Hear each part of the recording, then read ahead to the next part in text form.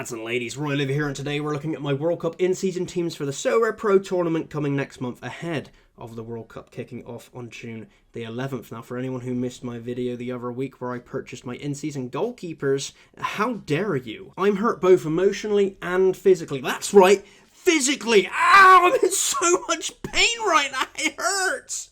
It hurts!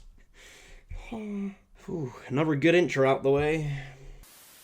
But in that video, I purchased two in-season goalkeepers for two in-season World Cup teams, starting off with my main team, the team that in theory should be full of the big hitters, where Diogo Costa will line up as my main man, being Portugal's #1. Happy days, no more needs to be said about him because I said all of it in my other video, which you didn't watch. Oh my god, it hurts! But that leads us on to the outfield portion of my team, where we will look to operate with a classic crusher card in either the midfield or forward spot, meaning the defender will have to be in season, and we have a few options here with what's already in the account, but honestly it still looks a bit hit or miss for a main team, I suppose. My main choice, and the player I'm likely going to go with, is João Cancelo, also of Portugal. I believe he should be the starting choice at right back, where he can produce some strong SO5 scores. We can see here he has some 100 berry potential, even if that is alongside some sub-40 scores. Pedro Porro is another great choice, especially when you consider that Spain kick off very favourably against Cape Verde. He could certainly provide some attacking AA if he gets the nod to start there, although I do think he's less nailed on for a starting spot than Cancelo is comparatively. We've then got a further two Spurs options in Van de Ven and Romero. But it's Spurs, lads. I just said it. Two Spurs options. I'm less keen on both of them. More so for the former SO5 scoring and the latter's injury in the build-up to the World Cup. Does Romero start? You know, it's going to be touch and go for him. So long story slightly less long, it seems like João Cancelo is going to be our man at the back. Midfielder. I mean, look at all of the in-season options here in my account, right? It's Kimmich. Of course it is. Need I say more? You actually want me to say more? Well, no, I decline your offer. I'm not going to. Forward spot, we've got two big options in Vini Jr. for Brazil and Luis Diaz for Colombia, both of whom you'd expect to be the main men for their nation going into this World Cup. So certainly some firepower up top available for me to rotate between based on fixture favourability, most likely. For instance, Colombia have a preferable game week 1 fixture against Uzbekistan, whereas Brazil have a slightly tougher fixture facing Morocco there. You know, however, Colombia later on have to play Portugal, where Luis Diaz would be directly competing against my Diego Costa and João Cancelo at the back.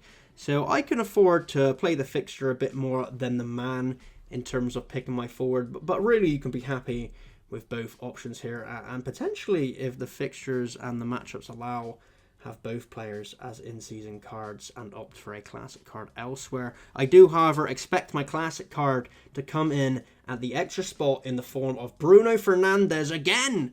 Portugal strong here, but how can you leave him out with the form he is in for his club? Even if his country scores do leave a bit more to be desired. It's supposedly the biggest tournament in the world, right? So you'd expect Bruno Fernandes to turn up for it with guns blazing, metaphorically, of course, and be a key focal point in that Portugal attack. Really capping off what I think could be a strong in-season World Cup team. Team 2 between me and you. That also doesn't mean cheaper players can't do well too. I'm not a rapper. Thinking in terms of a backup or secondary team, however, and the criteria here that I've already covered a little bit, is all about playing the best fixture matchups in the opening game week of the World Cup. And what I mean by that is, let's take England for example. Top team, some great players, you'd expect them to do reasonably well in the World Cup. But their opening fixture, assuming it's game week 1 as it's right at the very back end, is against Croatia. Now, you'd probably still favour England, but that's certainly the most difficult fixture of the 3 they have, especially one to open with. So maybe you'd be more inclined to predict, you know,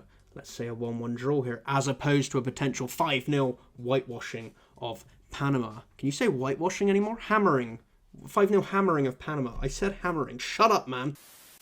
Basically, based on this judgment, England players would not make a SO5 team of mine due to this tougher fixture matchup in game week 1. Now, again, going back to last week's video, we've opted for the Austrian goalkeeper Schlager here as our choice in net, and they start off with a fixture against Jordan. Again, not trying to be disrespectful here, but when you open the World Cup up to 48 teams, some weaker ones are going to slip through the net, and I would firmly have to put Jordan in that bracket. So we've got some real clean sheet potential here, and we're looking to build on that with those fixture matchups in a smart way.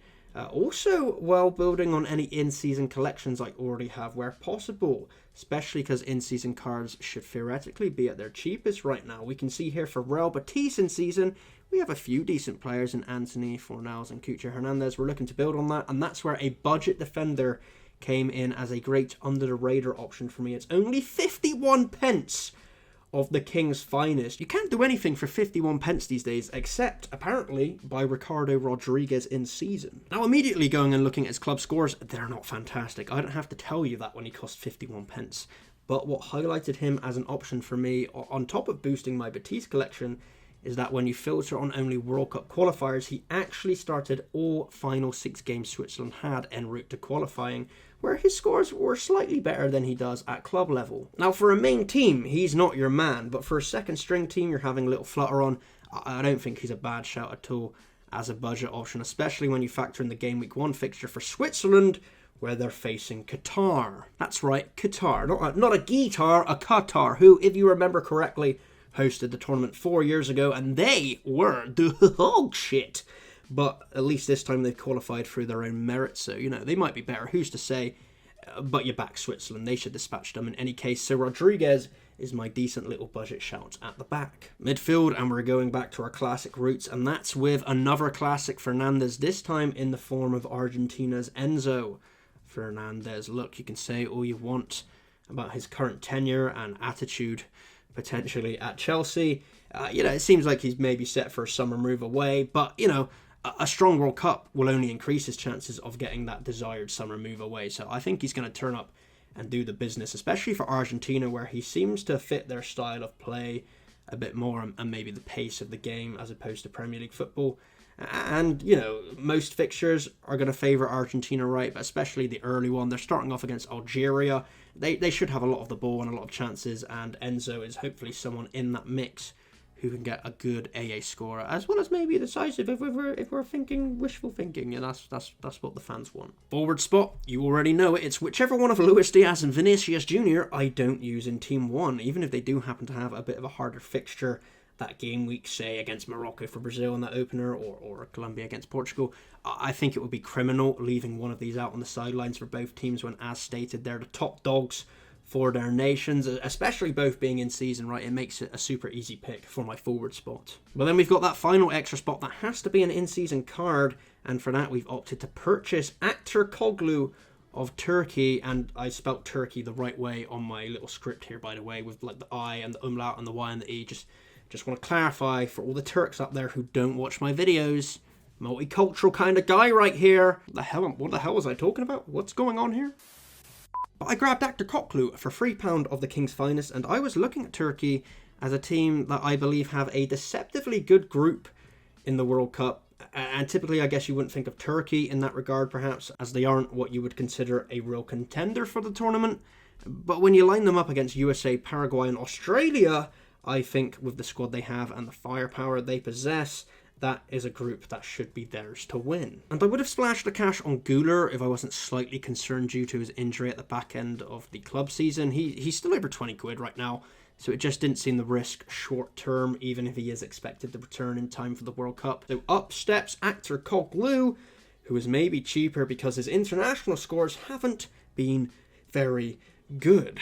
Other than his goal against Kosovo, you then have to go all the way back to his double against Georgia in game week 6 for another international decisive. But, one thing that does stand out to me when looking at this is that he does pretty much always start for the national team. And that can go a long way for a secondary or a budget team, especially with a favourable fixture list and strong players behind Koglu. As I've mentioned, I don't care what he's done in the past, I just need him to turn up right now. Do I reasonably expect this team to return some rewards during the World Cup with how competitive it is? I mean, yeah, absolutely. I, at a minimum, want a podium spot on the opening game week. Is that too much to ask? Maybe it's too little. I'll take second. Hey, it's not too long until we find out all about the World Cup. It's just around the corner, and the hype is picking up, kind of. Not really, but kind of. More so for crypto stuff, right? But I guess it's hype. And hey, we're expecting a World Cup set and news on that any day now. So until then, I'll catch you next time because I love you.